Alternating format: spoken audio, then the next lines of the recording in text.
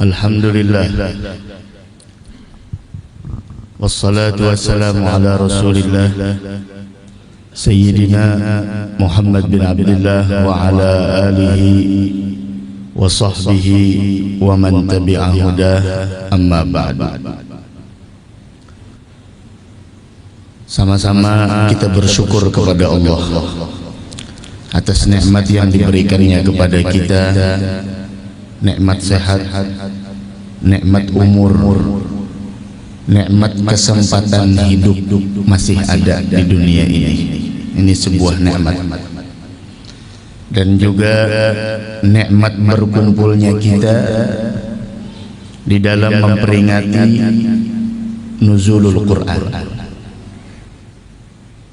yang mana kita berharap di perkumpulan ini semoga kita semua mendapatkan kemuliaan dunia wal akhirah, dan mudah-mudahan segala amal ibadah yang kita lakukan yang tidak terasa sudah kita berada di hari ke-16 dan malam ini malam ke-17 Ramadan, yang artinya separuh Ramadan telah berlalu dari kita.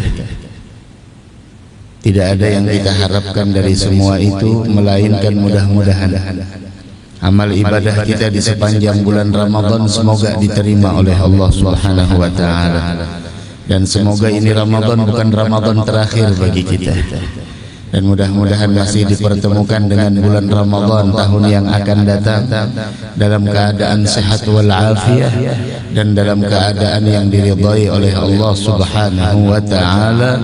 Amin amin amin ya rabbal alamin. Hadirin hadirat yang dimuliakan Allah, sore hari ini sama-sama kita berkumpul memperingati daripada nuzulul Quran. Nuzul itu artinya diturunkan.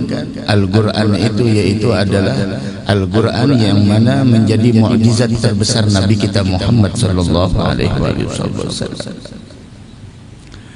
Kenapa Al-Quran itu dinamakan Al-Quran? Al-Quran itu dinamakan Al-Quran li'annahu yajma'us suwar wal ay wal huruf wa jumi'a fihi al-qasas wal amru wal nahyu wal wa'du wal wa'id. Al-Quran itu dinamakan Al-Quran karena di dalamnya menggabungkan, yang pertama ada surah, kemudian yang kedua mencakup di dalamnya ayat-ayat Al-Quran, dan mencakup di dalamnya huruf-huruf Al-Quran. Bukan hanya itu, namun di dalamnya juga di sana bagaimana isi kandungan Al-Quran mengumpulkan cerita-cerita orang yang sudah mendahului kita, yang dijadikan oleh Allah sebuah ibrah, pembelajaran bagi kita agar kita tidak seperti mereka, agar kita tidak seperti mereka yang mendapatkan kebinasaan karena dibinasakan oleh Allah, dan agar kita meniru orang-orang yang telah beruntung daripada orang yang telah lalu. Di dalamnya ada cerita. Bahkan cerita Al-Quran itu luar biasa, Pak. Itu kita malam Jumat kan dianjurkan baca surah Al-Kahfi, kan begitu. Dalam surah Al-Kahfi lihat ceritanya, ada orang tidur sampai 300 tahun lebih. Ashabul Kahfi tidurnya berapa? Tidurnya 300 sinin, yaitu dia tidur wazdadu tis'a. Tidurnya Ashabul Kahfi disebutkan oleh Allah Subhanahu wa taala di dalam Al-Quran yaitu 300 tahun, 309 tahun. 309 tahun tidur. Kira-kira masuk akal apa tidak? Tidak masuk akal. Tapi terlalu kecil kita orang punya akal kalau untuk memikirkan kudrat dan iradatnya Allah. Allah kalau udah berkehendak apapun bakal terjadi, dan Allah apabila tidak menginginkan sesuatu bagaimanapun tidak akan pernah terjadi. Itu cerita di dalam Al-Quran. Siapapun yang mungkir dengan cerita tersebut, maka sungguh dia adalah orang yang murtad. Wal-'iyadzu billah subhanahu wa ta'ala. 300 sinin walabithu fi kahfihim 300 sinin wazdadu 9 dalam surah Al-Kahfi. Nah, itu daripada Al-Quran. Al-Quran dinamakan Al-Quran dikarenakan yang pertama di dalamnya ada cerita.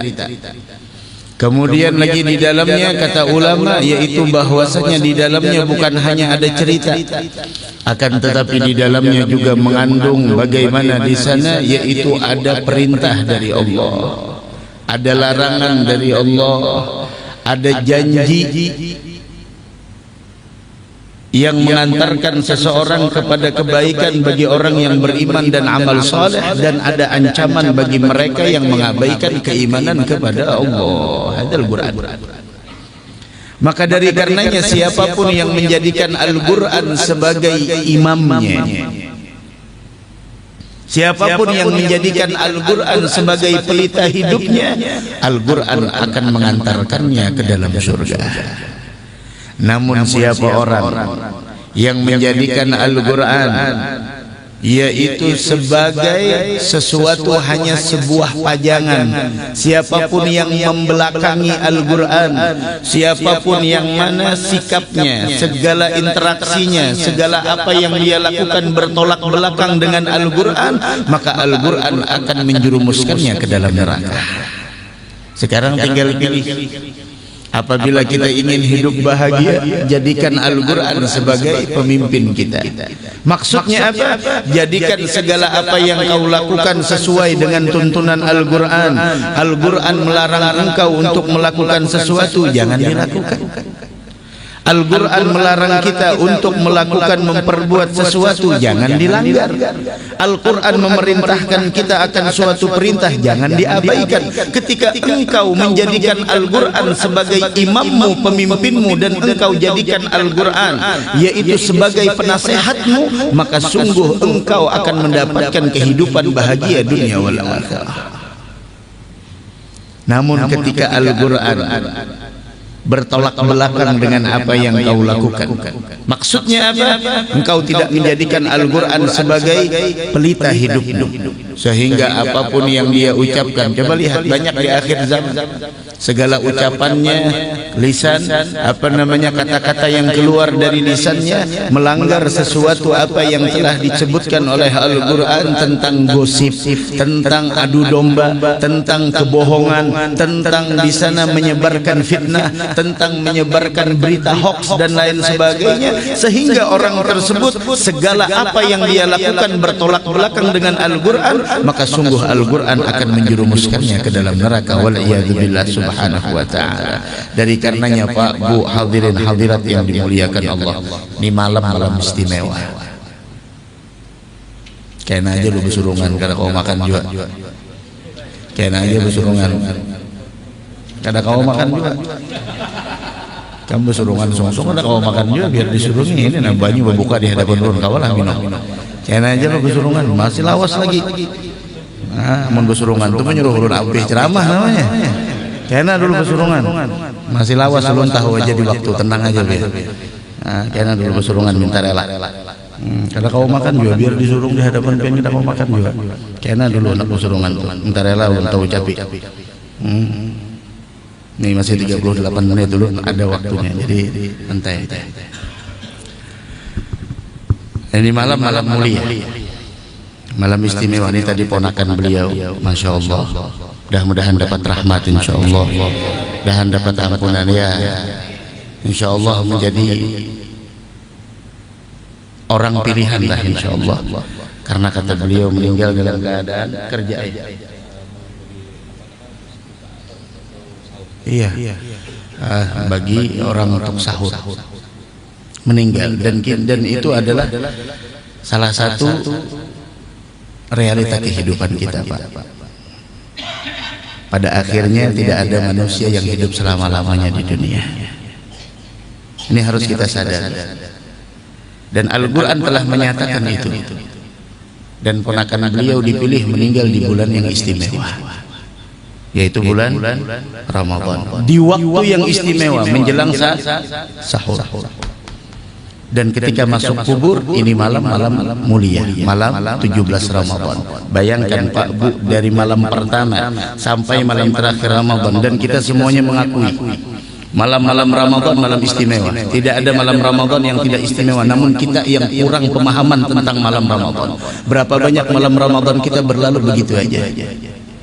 Kalau kita diperdengarkan tentang seruan Allah tiap malamnya, malam-malam Ramadan selalu terdengar seruan, ya baghiyal khair aqbil, wahai orang yang menginginkan kebaikan ayo menghadap, wahai orang yang ingin melakukan keburukan berhenti.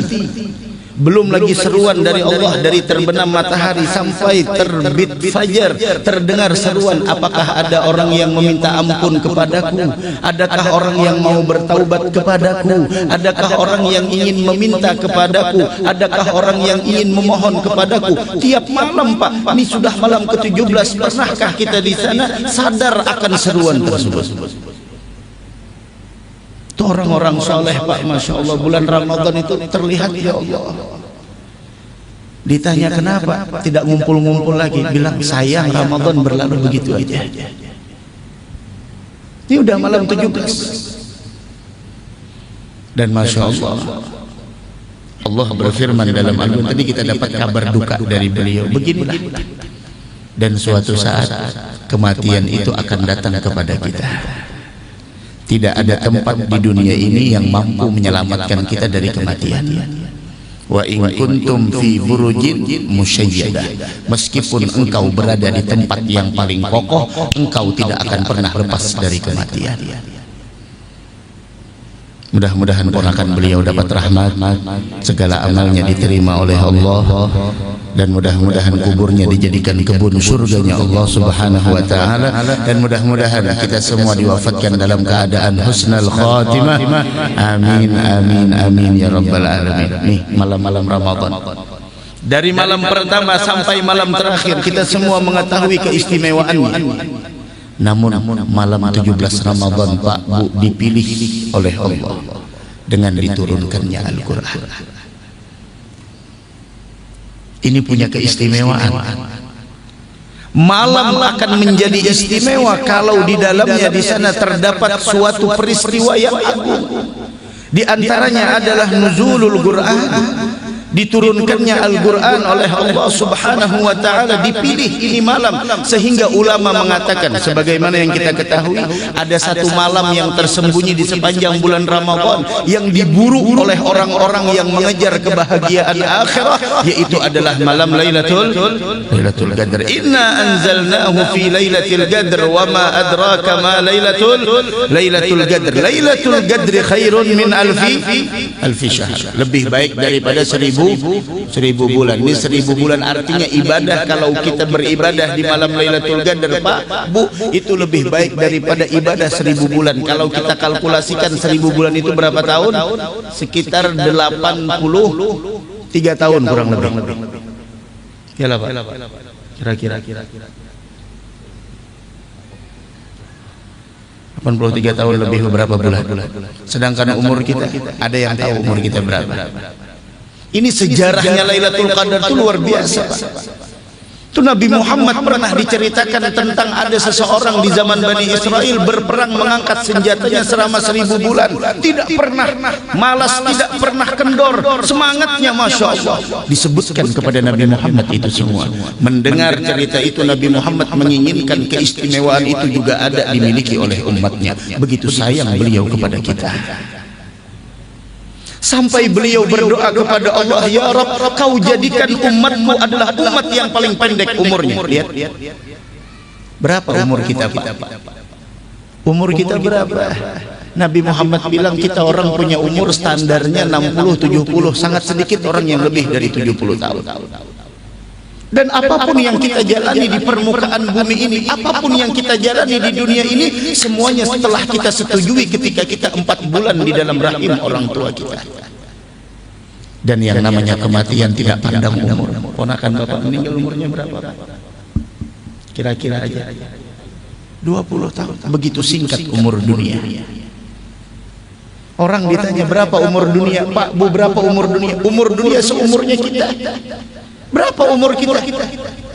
20 tahun, 30 tahun, 40 tahun. Yang hadir di sini ada yang 40 tahun, ada yang 50 tahun, ada yang 60 tahun. Sangat sedikit orang yang 70 tahun.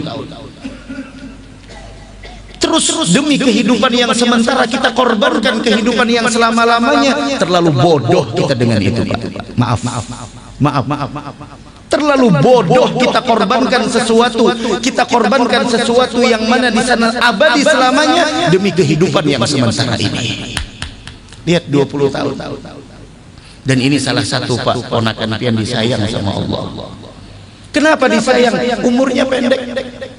Otomatis pertanggungjawabannya tidak terlalu banyak besok di hari kiamat. Bukankah kita semua sadar bahwasanya Allah berfirman dalam Al-Quran, kullu nafsin dha'iqatul maut, setiap yang bernyawa pasti akan merasakan kematian. Summa ilaina turja'un, kemudian kalian akan dikembalikan kepadaku, kata Allah. Afahasibtum annama khalaqnakum abathan wa annakum ilaina la turja'un, apakah kalian mengira kalian diciptakan begitu saja tidak ada tujuan, dan kalian mengira tidak dikembalikan kepadaku?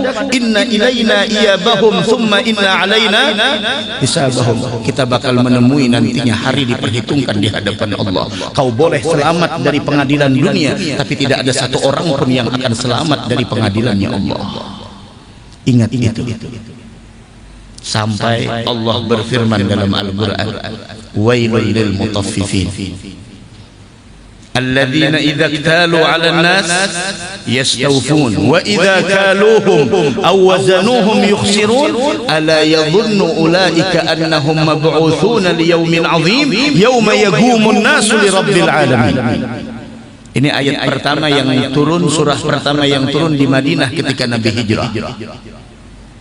Apa ayatnya? Wailul lil mutaffifin, sungguh celaka. Siapa itu al-mutaffifin? Orang yang curang dalam takaran, yang kerja takar menakar. Dahulu sebelum datang Nabi Muhammad di Madinatul Munawwarah, curangnya orang luar biasa, macam-macam, dan kecurangan itu terjadi lagi di era kita. Apa terjadinya? Kita lihat di berita, oplosan dan sebagainya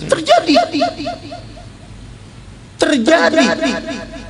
Kemudian lagi bagaimana Nabi Muhammad dahulu, ya Allah. Coba lihat. Ketika seseorang jauh dari ilmu agama, ketika seseorang jauh dari Al-Quran, lihat kehidupannya. Maaf, tidak jauh seperti orang-orang yang tidak punya agama. Wailul lil mutaffifin. Apa kata Allah dalam Al-Quran? Sungguh celaka mereka yang berani curang. Kalau sudah Allah bilang celaka, berapa M gajimu, berapa T yang kau dapatkan, kau bakal celaka. Kenapa? Allah yang bilang setiap orang yang curang bakal celaka. Maka ingat, setiap orang yang curang, berapapun keuntungan yang kau dapatkan pada saat ini, engkau tidak akan pernah mencicipi kehidupan yang bahagia. Kau bakal menjadi orang yang hina nanti. Wailul lil mutaffifin, sungguh celaka orang-orang yang curang dalam menakar, dalam menimbang. Siapa mereka? Alladzina idza iktalu 'alan nasi yastawfun. Kalau mereka yang menerima takaran, mereka meminta agar dicukupkan. Kalau mereka yang beli dengan orang lain minta dicukupkan. Akan tetapi wa idza kaluhum aw wazanuhum, dan apabila mereka yang menimbang untuk orang lain, maka mereka curang, dikurangi itu timbangan. Apa kata Allah? Dengarkan. Ala yadhunnu ulaika annahum mab'utsun. Ini ayat Al-Quran yang menggoncangkan hati orang beriman. Ala yadhunnu ulaika annahum mab'utsun. Tidakkah mereka itu mengira bahwa sesungguhnya mereka akan dibangkitkan nantinya di hari kiamat? Kapan itu? Liyaumin 'adzim, hari yang sangat besar menakutkan. Kapan itu? Yauma yaqumun nasu lirabbil alamin, hari yang mana ketika seseorang berhadapan dengan Allah. Disinilah, Pak, orang-orang soleh dulu, mereka tidak khawatir akan kematian, mereka tidak takut dengan kematian, mereka tidak cemas dengan kematian. Yang ditakutkan itu bagaimana kita nantinya mempertanggungjawabkan apa yang telah kita lakukan di hadapan Allah. Mudahan selamat bertahan kita. Nih kita pikir ini nuzulul Quran, isi Al-Quran itu. La ilaha illallah. 60-70 tahun selesai. Dipilih di malam menjadi malam yang diturunkan Al-Quran. Sekarang singkat saja, karena mungkin menunggu ya kita hidup ini memang menunggu. Kayak ini kita menunggu, dan ada lagi yang kita tunggu, apa? Kematian. Hidup cuma nunggu kematian. Kalau sudah tiba saatnya, anda akan bisa lagi ditunda-tunda.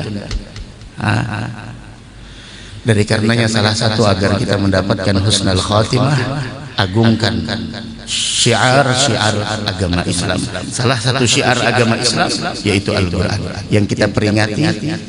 Al-Quran diturunkan pada sore hari ini, karena Al-Quran diturunkan dipilih di malam 17. Dan malam 17 ini Pak Bu, di samping malam nuzulul Quran, malam 17 juga adalah malam terjadinya Nabi Muhammad menghabiskan malamnya munajat kepada Allah, yaitu di suatu lokasi yang namanya adalah Badar.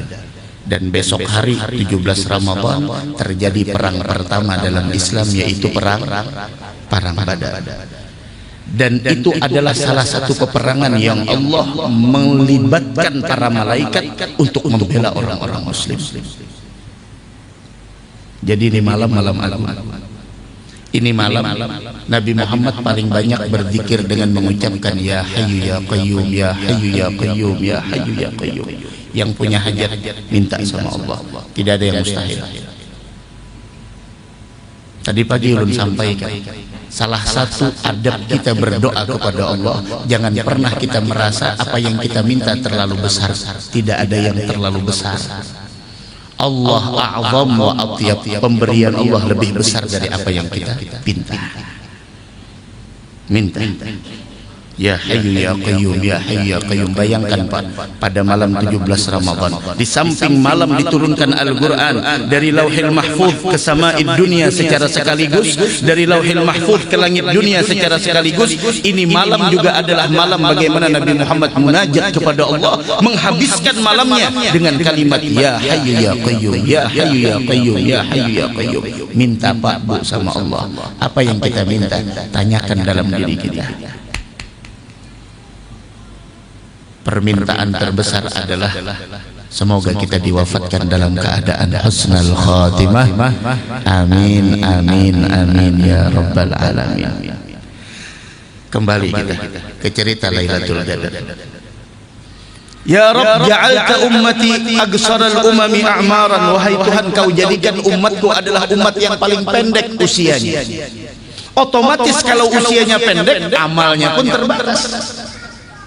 Maka ketika Allah mengetahui keinginan kekasihnya Nabi Muhammad, Masya Allah, coba lihat Pak, pian aja kalau melihat istri di rumah atau anak di rumah browsing apapun yang ada di sana, kelihatan pian dari belakang, ternyata dia menginginkan sesuatu, belum dia minta kita kasih. Kenapa? Karena sayang. Saking sayangnya Allah dengan Nabi Muhammad, belum menginginkan sesuatu, hanya mengatakan semacam itu, kau jadikan umatku umat yang paling pendek usianya, otomatis amalnya paling sedikit. Allah kasih Lailatul Qadar. Dan Lailatul Qadar letaknya di bulan Ramadan, dan malamnya disembunyikan Allah, tidak ada yang tahu. Kenapa disembunyikan malam Lailatul Qadar yang ibadah di dalamnya lebih baik daripada 1000 bulan? Kenapa? Karena agar kita setiap malamnya jangan pernah kendor dalam ibadah.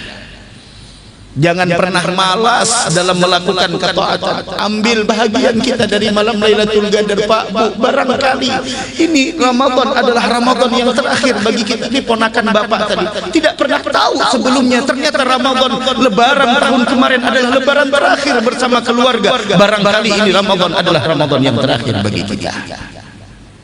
Jangan disia-siakan kesempatan. Diberi Lailatul Qadar karena Nabi Muhammad. Mudahan kita dapat syafaatnya Nabi Muhammad sallallahu alaihi wa ala alihi wasallam. Nah, justru Lailatul Qadar disembunyikan, namun Rasul memberikan sebuah alamat. alamatnya begini, alamatnya begini. Salah satu alamat yang disebut sama Nabi Muhammad, dia adalah malam yang diturunkan Al-Quran. Maka dari karenanya ulama, saking banyaknya nih ulama-ulama kita terdahulu, mereka memprediksikan macam-macam. Tentunya mereka memprediksikan dengan alamat yang mereka rasa. Sehingga ada yang mengatakan malam Lailatul Qadar tiap tahun tidak berubah. Kapan? Malam 17 Ramadan, ini malam ini. Ada ulama yang mengatakan, jangan diperdebatkan tapi ini. Ulun menyampaikan, ada ulama yang menyampaikan bahwasanya malam Lailatul Qadar tidak berubah, di antaranya malam 17. Kalau ini malam adalah malam Lailatul Qadar sesuai dengan firman Allah, inna anzalnahu fi lailatul qadar. Jangan ketinggalan maghrib, isya, sama subuh berjamaah. Kalau bisa tarawih itu lebih baik. Amal ibadah. Memang Pak, banyak Lailatul Qadar ini prediksi ulama. Di antaranya Al-Imam Al-Haddad, seorang wali besar, mengatakan apa? Jika malam Jumat, kan Rasul mengatakan cari Lailatul Qadar di 10 terakhir. Dan biasanya di bilangan ganjil. Kata ulama, mereka yang mempunyai pandangan hati tidak seperti kita, mereka mengatakan jika engkau ketemu malam ganjil bertepatan malam Jumat, kebiasaannya itu adalah malam Lailatul Qadar. Kira-kira malam ganjil tahun ini malam apa? Malam Jumat ada? Malam berapa? Ayo hitung. Malam apa?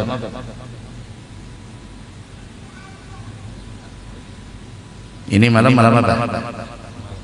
Malam Senin, malam 17. Malam Selasa, malam 18. Malam Rebu, malam Kamis, malam 20. Malam Jumat, malam tuh. Itu satu dulu pendapat ulama. Jika kalian ketemu malam Jumat kebetulan malam ganjil, kebiasaannya sangat diharapkan itu malam Lailatul Qadar. Ada lagi ulama yang mengatakan, memprediksikan, mereka punya prediksi. Tentunya prediksi mereka dengan alamat yang mereka rasakan. Tentunya referensinya hadis Nabi Muhammad. Di antaranya Syekh Muhyiddin Ibnul Arabi, mereka mengatakan, beliau mengatakan, jika puasa diawali hari Sabtu, kita puasa hari apa? Hari Sabtu. Jika puasa diawali hari Sabtu, maka kebiasaannya Lailatul Qadar jatuh pada malam 21. Maka dua ulama ini untuk tahun ini tergabung di malam 21. Walhasil kalau kita ribet, ini kan ulun cuma menyampaikan pendapat ulama. Walhasil tiap malam ambil bahagian kita Lailatul Qadar, maghrib, isya, subuh berjamaah, tarawih kalau bisa itu lebih baik. Perempuan kadang-kadang ada halangan dan lain sebagainya, tidak jadi masalah. Kalian berdoa masih diperkenankan. Minta doa apa yang diminta? Sayyidatuna Aisyah pernah bertanya, ya Rasulullah, apa yang harus saya minta kepada Allah jika saya bertemu Lailatul Qadar? Maka kata Nabi Muhammad, bacalah Allahumma innaka afuwun tuhibbul afwa fa'fu anni. Walhasil nih malam dulu jangan disia-siakan, jangan keluyuran. Kita tuh kadang-kadang tarawih bawaannya mau cepat-cepat selesai, tapi kalau nongkrong 1 jam 2 jam dengan kopi, dengan rokok, dengan roti, dengan indomie 2 jam 3 jam bisa nyantai. Tapi kalau sudah urusan tarawih bawaannya mau cepat-cepat. Jam 9 belum selesai sudah diciri imamnya, jangan dikiau lagi imamnya sudah ini kan. Masya Allah. Itu kita. Allah Pak, barangkali ini Ramadan terakhir, apalagi yang udah tua. Ada ulun dapat video orang-orang tarim, masya Allah. Orang-orang tarim tarbiyah, orang-orang yang di jalanan aja ilmunya luar biasa. Ada yang vlog bilang, woi saya lagi bersama nih orang tua, orang yang sudah masya Allah orang tua. Bilangnya tua apa? Bilangnya itu uban yang ada di jenggotmu yang ini bukan tua, bilangnya. Terus apa? Ini adalah nadhir. Apa itu nadhir? Peringatan dari Allah, bentar lagi kau akan meninggal dunia. Keriputnya kita, uban yang ada nih, kepala yang tadinya hitam jadi putih, jenggot yang tadinya hitam jadi putih, wajah yang jadinya masya Allah yang dulunya kencang jadi keriput. Itu adalah nadhir. Waja'akumun nadhir, telah datang peringatan kepada kalian. Apa itu? Peringatan kematian akan tiba.